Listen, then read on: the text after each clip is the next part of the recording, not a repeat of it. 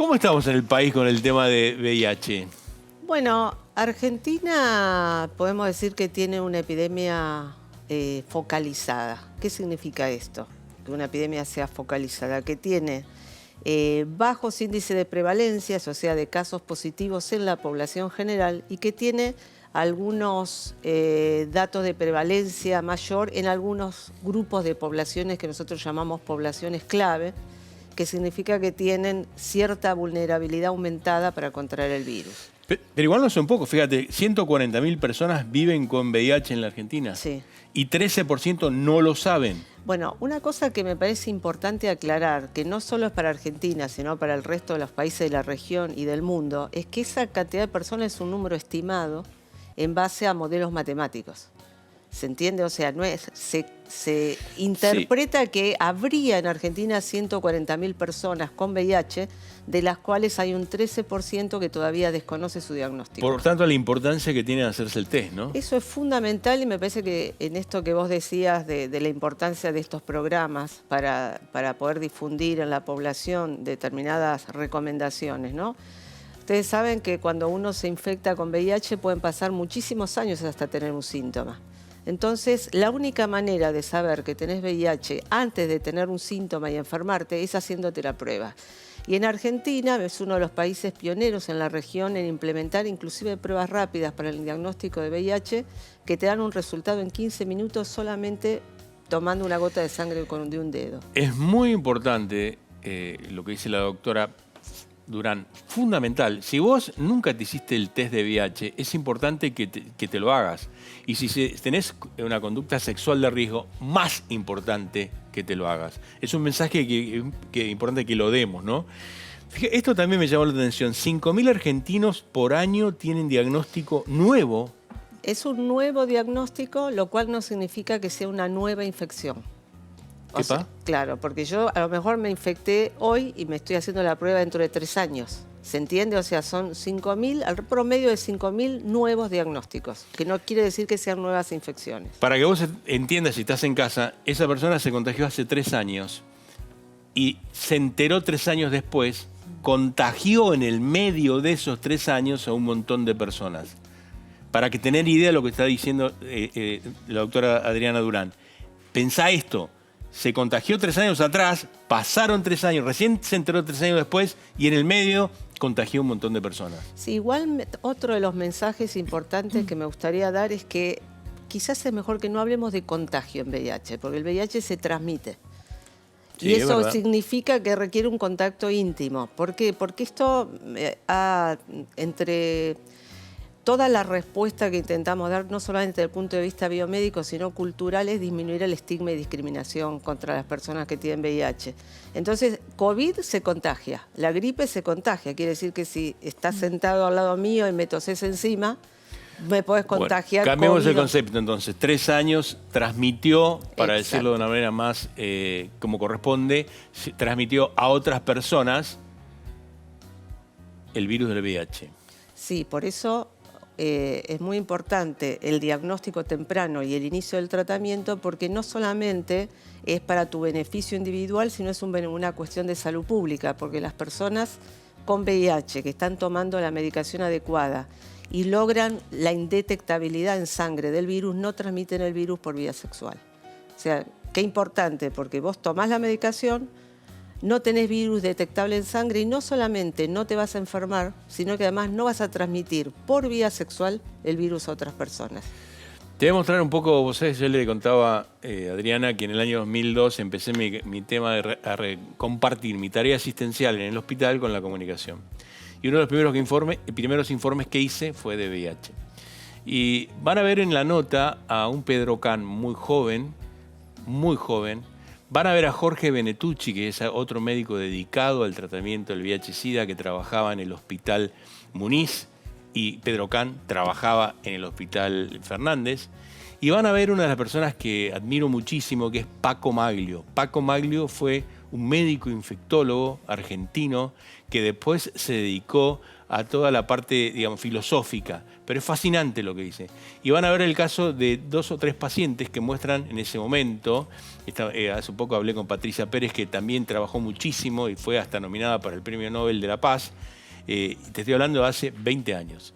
Vamos a verlo y me van a ver a mí con bigotes, que me da un poco de vergüenza. La historia de Patricia Pérez y el HIV empezó hace 14 años. Corría 1989 y Patricia se enteró que su novio era positivo. Y a partir de ahí, bueno, yo estaba indecisa si hacerme o no hacerme el estudio. No tenía muy claro para qué hacerme el estudio. Era una enfermedad que tenía que ver específicamente con la comunidad gay. En ese momento se hablaba de la peste rosa.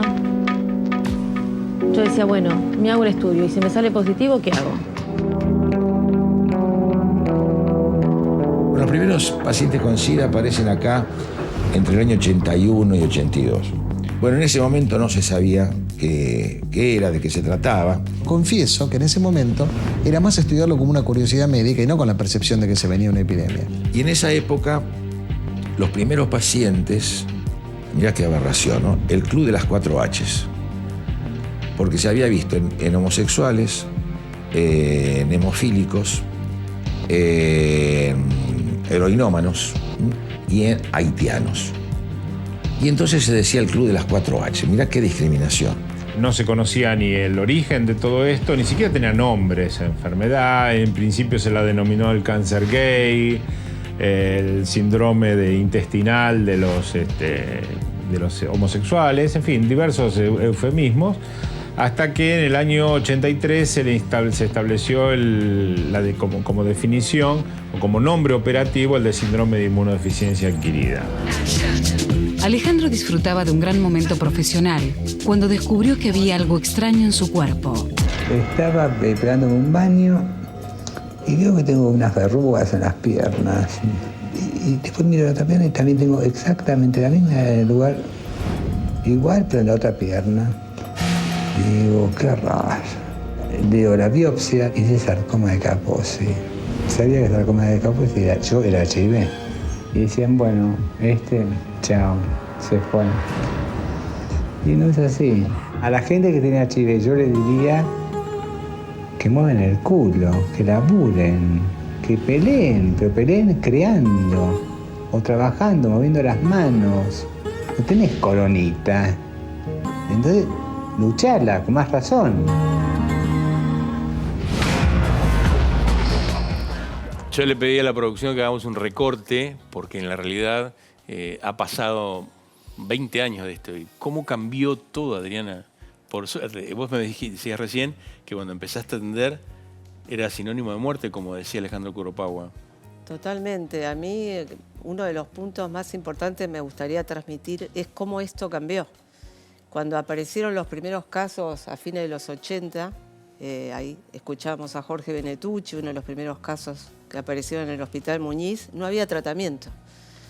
Y de hecho, muchos de nosotros participamos en las investigaciones que fueron probando las distintas drogas hasta que el milagro apareció en el año 96 con la terapia antirretroviral de alta eficacia y fue increíble, fue un antes y después, ver cómo gente que estaba condenada a morir por todos los eventos vinculados a la enfermedad avanzada por VIH, se recuperaban, volvían a retomar su vida, su trabajo, en situaciones muy dramáticas, como por ejemplo las mujeres embarazadas que tenían VIH, aparece la medicación que permite que una mujer embarazada con VIH la tome y no transmita el VIH a su hijo.